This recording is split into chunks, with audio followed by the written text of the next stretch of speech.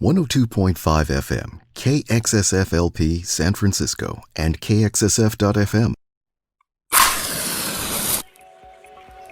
You're tuned in to Spark, informing minds, inspiring ideas, igniting innovation. Let the conversation sink into your soul. This is Kellee Marlowe, host of Spark. Over 40 million people are caught in modern slavery worldwide. 1 out of 4 of them are children.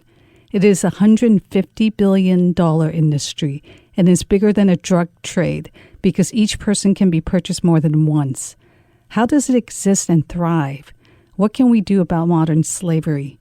Today I'm talking with Andrew Wallis, CEO of Unseen, based in London, England. He will share the state of modern slavery, how to spot it, and how Unseen is working to eradicate modern slavery. Thank you for joining me on Spark today, Andrew. Pleasure to be here. How do you define modern slavery? I think there are two ways of defining it. One is, and I could rattle off the legal definitions framed around the Palermo Protocol, but I have a working definition which I think captures the essence of what we're talking about. And modern slavery for me is a commodity trade. It's an illicit commodity trade where the commodity is a human being that is bought, sold, and exploited for vast profits, with little chance of the perpetrators facing prosecution and little chance of freedom for the victims. Can you provide some statistics or demographics of whom or which countries it most impacts? Sure. I think I would start by saying that there isn't a country in the world that isn't touched by this issue. For example, from the UK's perspective, last year we saw victims from over 100 different nationalities that were identified within the United Kingdom itself, along with UK nationals. The global estimates are more like guesstimates, and these figures are always going to be south of what the true numbers are. But the current estimation is that in excess of 40 million people find themselves in situations of modern slavery. And that if we look at just on sheer numbers, lots of the developing world is where we find the biggest numbers of victims. So across Asia and Africa. But that's not to lose sight of the fact that every country has this problem. Every country also has its own nationals that are exploited. And is it rising with the turmoil, let's say in certain countries where it's torn by civil war? I think there's a number of factors that come into play. And the reason I started with the definition that I started with is that fundamentally what we're talking about is an economic crime. But it's also economics that creates the vulnerability. For a lot of individuals in the developing world, they are looking to economically either advance themselves or support their families. And that places them in a position of vulnerability, because when your options are facing you are grinding poverty, and someone says, hey, if you were to move to this country, I can get you a job and it will pay this. In the context in which you're living, that is a fortune. Not only can you think you can live, but you can also support your family. So there's an economic driver. There's also drivers from persecution. There's drivers from conflict. Increasingly, there'll be drivers, push factors from climate change. And then also the huge disparity between the developed and the developing world in terms of how we broadcast the wealth around the world. And people say, I now have the means to move, whether that's legal or illegal, and I want a piece of the pie. On the other side of the equation, in the developed world, is this demand, and we have an insatiable appetite for cheap goods and cheap services and cheap labor. And so we create this ecosystem by which people can be exploited. And the horrible thing is that exploiters are really adept at looking at the model and working out how they can take their commodity, a human being, and absolutely maximize the exploitation and the financial returns on. So it sounds like one of the key drivers is the fact that we want cheap products and cheap labor. The fact that we're willing to take advantage of that situation, does that then perpetuate this entire issue that's going on around slavery or taking advantage of people who are just in impoverished situation? Sure. So if you go back to that global figure of how many people are caught up in this problem, the biggest percentage are caught up in situations of forced labor, and the vast majority of those are found in the world's supply chains. So what's happened in the last 4 years is globalization, and in some ways that's been a good thing. It's lifted billions of people out of poverty, but it's also plunged millions into positions of exploitation. It's driven because, like I said, and you said in the question, there is this demand for cheap goods, services, and labor. And whether that's at an individual level or at a corporate level, and even a government level, it's the thing that fuels the economy and this illicit trade that we're calling modern slavery and human trafficking. What I was going to say was, I think that there's two levels to this as well. So, when I'm working with corporates, I start from the position of you are definitely caught by this regardless of what sector you're in. I absolutely guarantee that you will have some touch point with modern slavery within the supply chains and the subcontracting and the purchasing that you're undertaking as a business. But for us as individuals, if we are wearing clothes and we're eating food and using electronics, then probably we are connected to 40 or 60 people that find themselves in situations of forced labor exploitation. Is it about raising awareness of the fact that, or what we're using, and the fact that the companies need to make sure their supply chains is transparent, then that they're not employing labor that's not legal? Or the fact that we're using, let's say we're wearing fast fashion that probably wasn't produced in a very ethical manner.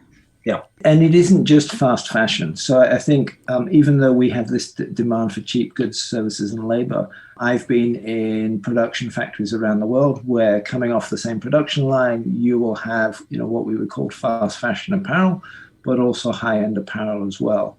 So I think the question is, what are the circumstances in which goods are being manufactured and being produced? So that's the question there. So I think, yes, I think that there are majority areas that contribute to this, and fast fashion is one of those.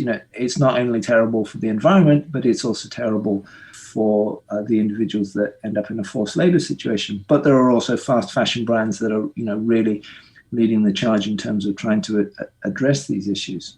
But awareness is key. And awareness is about, the general public saying questions like asking the businesses that they're giving up their dollars and their pounds and their euros to say, okay, so tell me about the circumstances in which these goods were made and manufactured.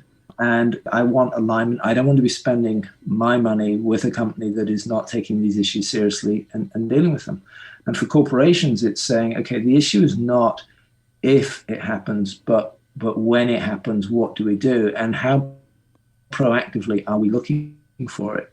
I don't believe the vast majority of corporations want to be entangled up in forced labor, but I think they don't know how to start and how to deal with it. And the way that we start and deal with it is through collaboration. And part of the piece of the pie is that awareness raising, from the board level down. And increasingly, we're seeing legislation around the globe that is requiring businesses to look at this issue and take this issue seriously. But it's also up to the consumers to say we are only willing to buy products where there's a traceable supply chain. And we want some kind of certification that shows that the company is using a traceable or transparent supply chain, and we know where these products are coming from. If you have some kind of certification process for where the products are coming from and whether they're ethically sourced, wouldn't that make a difference? It would, but it's super complicated. So say we take a cell phone, a mobile phone. There are about between 400 and 600 different components that all would need certifying before you could say, okay, I have a cell phone that is free from forced labor exploitation. I can guarantee that it's been made in good circumstances. So there's a level of complexity to it. And I think probably the first staging post is about requiring companies, like you said, to be transparent about what they're doing. And we want companies to say, look, this is what we found. Because I think it's probably, it's one of the worst kept secrets. We know forced labor exploitation is taking place. We know consumers don't want to purchase those goods. We are some way off from having some sort of certification process around that because of the complexities of items that are made. Even a T-shirt, you have to take it all the way back to the raw goods. And topically at the moment, we're looking at the problems in Xinjiang province in China around cotton and the exploitation of Uyghurs. But just tracing the journey from the cotton that is picked in the field to the finished product that's on the shelves is a really, really convoluted journey. And you have to verify the whole of that journey before you can say this item is, in quotes, slave-free. But I'd never advise sort of saying that because of the multitude of problems. What we require is companies taking that proactive action and dealing with it, and then being honest and transparent with its consumers about what the problems are that it's faced. And increasingly, those forward-leaning companies recognizing that they can talk about the problems that they're facing and what they're doing, what they've found, and how they've made remediation and restitution in those situations. Because they are up against illicit traders that are looking to profit and looking to insert themselves into the existing business models and exploit those situations. Right, but if you make sure that each touch point has been verified right along the way, or the people who are sourcing the labor or the products to you, can show some kind of transparency of where it's coming from, it would certainly, just having a process, right, of making sure all the checkpoints been verified would certainly make a bigger difference than saying, we can't control all the various components that are involved and we can only do so much. And I think that's part of the challenge, because when you think about how many children are involved, creating these products is a little bit disconcerting because no one is really looking at where it's coming from and who's making it. Yeah, sure. And I think a multi-pronged approach to this. So you're right. It's on the behalf of the consumer, whether that's an individual or an organization or a business, to ask those questions and to ask for that evidence in terms of the provenance of the goods. There's a role for government to legislate smartly around these things. And increasingly we're seeing things like mandatory human rights due diligence legislation coming up. We've seen legislation, say in California, SB 657, Transparency in Supply Chain legislation. In the UK, we've had the Modern Slavery Act. In Australia, there's been a Modern Slavery Act. So there's a role for legislators to legislate smartly. And then there's a role for investors in corporations to say, just like you show due diligence around other risk areas, explain, find it, fix it, and report in terms of what is going on, so that consumers can have confidence in the companies that they are trading with. But let's not let perfection be, at the expense of doing these things. This has been a 40-year journey in terms of allowing forced labor exploitation to come roaring back. It's going to take a while for us to deal with these problems. But I think when you've got that intersect between consumers and legislators and investors, there's a role for the media, there's a role for this podcast in terms of raising the awareness of the problems that are going on. And there's a role for civil society and the not-for-profits in all of this. We need this societal response to what is a really, really complex problem. Yes. On the ground level of the United Kingdom, it sounds like there's a combination of people in modern slavery transported from a country, let's say a developing country, as well as citizens that live there that are held in slavery. Can you talk about what's happening in each situation? I think, what we're seeing in the UK is no different in any country, in that you will see what it's technically called human trafficking, the movement of somebody from one place to another. It doesn't necessarily have to cross an international boundary. And you see the exploitation of that country's citizens as well. So last year in the UK, we identified in excess of 10,000 potential victims in the United Kingdom, and they went into the UK's national referral mechanism. Like I said, we saw in excess of 100 nationalities, but the vast majority were from either Eastern Europe or Vietnam. But at number 4 or 5 in terms of the number of victims that were identified were UK nationals. When we segment that down further, when it comes to children, we saw that UK nationals were right at the top of the chart in terms of the numbers of victims that are being exploited. So I think it is a problem that is both that comes from other countries, but it's also a problem that is here. And I think that it holds true, whatever country that we're looking at. In the UK, we see about a 50-50 split in terms of, if you crudely split it, in terms of forced labor exploitation and sexual exploitation. But we also see domestic servitude, we see forced criminality, and we see very little, one is one too many in terms of organ trafficking. The full suite of the known types of labor and sexual exploitation are on display. And I think as I look across the globe, I think the same is true, that we have certain countries that focus and give more primacy to one type of exploitation versus another. So certainly across Europe, that there is an over-focus at the moment on sexual exploitation, but increasingly there is also a recognition that forced labor is a problem across Europe. If I look at the US, there has historically been a real focus on sexual exploitation, and particularly sexual exploitation of minors. But and I think it holds true as we look for it, we find it as there's greater investigation and understanding of how forced labor works with the economy there, then we start to find victims in that whole process. It's multinational. It is not discriminated when it comes to age or race or sex. Traffickers look for people that are vulnerable to exploitation.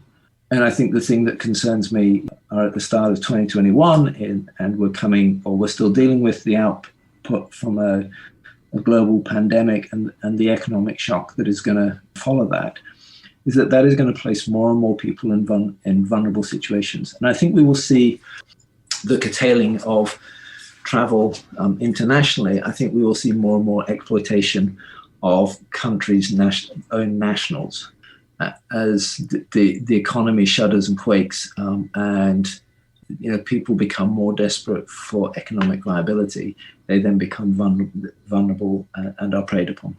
Those from other countries that are entering into the United Kingdom, it sounds like it's the cultural and language barriers that are preventing them from escaping the situation. Yes, it is in part, and I think it's also the psychological shackles that hold them as well. Again, if you're in a country and you can't speak the language, if your exploiter is telling you good reason, if you're found, you will be put in a detention center, and then you will be deported back to the country with a criminal record, or they will show you via a mobile phone a picture of your family that was taken yesterday, and saying if you step out of line or try and flee this situation, your family will get it in the neck, or they will encounter physical violence or as a means of control.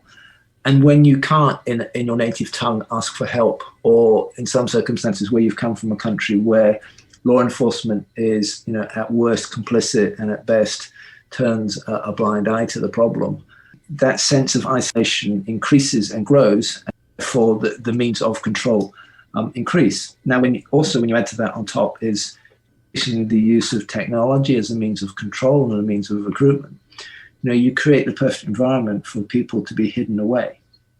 And then finally, on top of that, as we're seeing around the globe, an increasing sort of hostile rhetoric and actions towards migrants, that again feeds into the narrative of if you're going to speak out, you will be treated as a criminal rather than being treated as a victim. Yes, I can see that. Are the people who are involved in the modern slavery aspect, are they organized crime, or is it more like individuals and groups that are committing this? It's really varied. So the definition of organization is two people working together. And we've had cases here in the UK where it is almost like a mom and pop operation. I can think of one example where it was the grandmother back in Romania that was recruiting the girls, and it was the father and son in the UK that were receiving the girls thinking they were coming for one job and then finding themselves being sold into sexual exploitation. And not a high level of sophistication other than a trusting granny and the tantalizing offer of work in order to support the family of individuals that were in extreme poverty. At the other end of the spectrum, yes, highly sophisticated organized criminal activity spanning continents, often on what we call a distributed model. So not sort of Don Corleone and mafia type, but lots of organized criminal gangs working together in terms of the harboring, the transportation, the exploitation of individuals across continents. And we have examples, say, of victims traveling from Vietnam to the UK. The journey of exploitation is 5 years in length.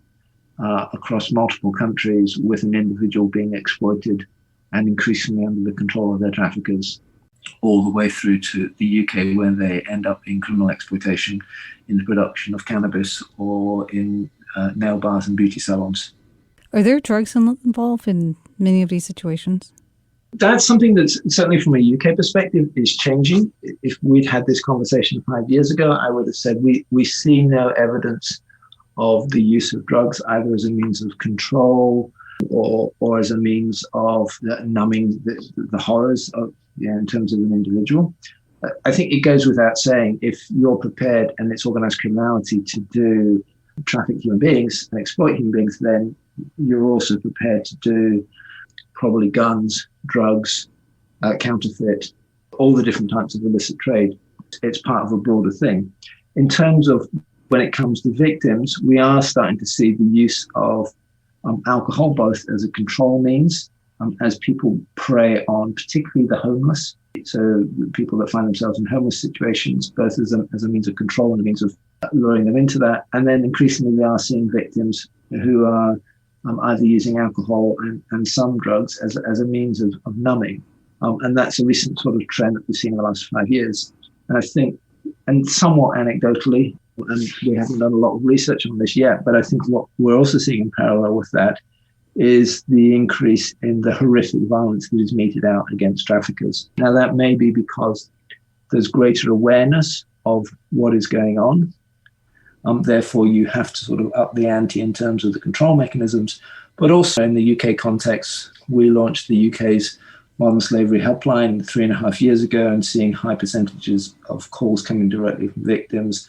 I know in the US you have the National Trafficking Hotline as well. And so those means by which victims can potentially reach out and ask for help are there and are growing. Therefore, in some ways, we shouldn't be surprised that the methodology of control and the brutality of control increases. How is Unseen working to address modern slavery in the UK and abroad? We have a five-fold approach that all intersects. So we work directly with victims that are identified within the United Kingdom. We're part of what's called the National Referral Mechanism. So we provide accommodation and outreach support to victims that are identified and entered into the National Referral Mechanism. And then we also have a reintegration service for those that have gone through the National Referral Mechanism to help them progress with their lives and move on from the horrors of what they've experienced. We work with all the major statutory agencies, what we call the blue light agencies, so that's law enforcement, whether that's at local force level, regional force level, or with our National Crime Agency and Border Force, with health professionals, all those sort of agencies that would potentially come into contact with victims. We work alongside them in training and equipping them, and together sort of collaborating in terms of how we can work on those issues. As I said, we run the UK's Modern Slavery Helpline. Last year, we had modern slavery cases that were fed into every single police force area of the United Kingdom, and had touch points with 54 different other countries as well. We also increasingly work with businesses, helping them tackle their modern slavery issues, both in their supply chains and helping businesses pivot so that they're both aware of the problem and are developing the policies and the practices to tackle those problems. And we take all of that information and then work with government and governments around the world in terms of what does it mean to have smart legislation, policies and practices. So we are informed practitioners, and then we try and be constructive collaborators with all those different sectors in order to reach our mission, which is actually ending modern slavery. How can we spot modern slavery in our communities? I think the first thing I would say is I can run through some of the indicators with people, but often it is something almost sort of as fleeting as a gut feeling that a situation is just wrong. I think sometimes, we say to people when they say, should I call the Modern Slavery Helpline? I've just got a gut feeling. We say, yes. The issue isn't whether you're right or wrong, but often your gut will tell you that something's wrong. In terms of sort of specifics to look for, individuals, how do they present? Do they present fearful, unwilling to engage with you? Are they dressed appropriately for the situation in which they're in? Do they have access to their papers? Are they under the control of another individual? Are they even aware where they are at? Are they trained for the job that they're doing? If you try and talk with them, do they engage or do they withdraw? Each of those in and of themselves, there's many more, but those, there's a thread that runs through all of them, is an individual isolated to an extent where it just doesn't seem natural? Do they fit into the circumstances in which they're presenting? We've done some training with banks in terms of when people come in to open bank accounts, that individual that is opening the bank account, or they don't speak English, somebody else is translating for them and they appear to be under that control. It may be perfectly innocent, but to be aware that that's one possible presenting indicator, and just to be curious and just to ask that additional question, or if not able to do that, to report in terms of your suspicions, enables us to help reach that barrier that is surrounding those individuals. They can also appear malnourished, they can appear underfed, they can have bruising, physical marks around that. And so I think it is my plea to the listeners is be curious, to follow your gut instinct, and to report what you see, because you may have the final piece of the jigsaw. Is that house that you're living next door to, are there comings and goings at strange hours? Something just doesn't add up. And it's in a UK context, I often joke and say, let's get rid of our Britishness of being very reserved and not saying anything and speaking up. We have these tools like the UK's Modern Slavery Helpline or the US National Helpline, where you can report those things safely, and the people that you're reporting to deal with this in, day out. And if you're wrong and it's nothing, great. But what if you were right? And what if you followed your gut instinct and said, okay, yeah, something's not right here, and that ultimately led to somebody's freedom? That is an amazing thing that you've done. Yes. Thank you for raising our awareness, and thank you for joining me on Spark today, Andrew. Pleasure.